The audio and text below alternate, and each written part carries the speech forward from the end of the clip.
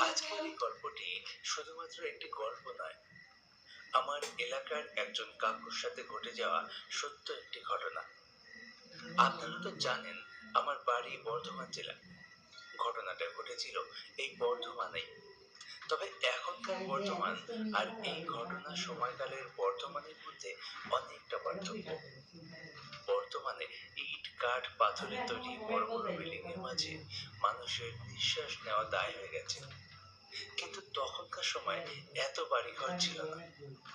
দিগন্ত বিস্তৃত ফাঁকা মাঠ, বড় বড় তাল গাছের সারি, পুকুর ঘাট, সুন্দর মনোরম পরিবেশ দেখা যেত তখন। ঘটনাটি আজ থেকে প্রায় ৩৫ বছর আগে, ওই ১৯৯০ সাল নাগাদ হবে। এই কাকু তখন একেবারে যুবক।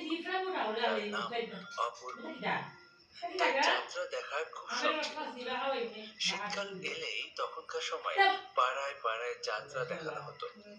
কলকাতা থেকে যাত্রার দল আসতো বিভিন্ন জায়গায়।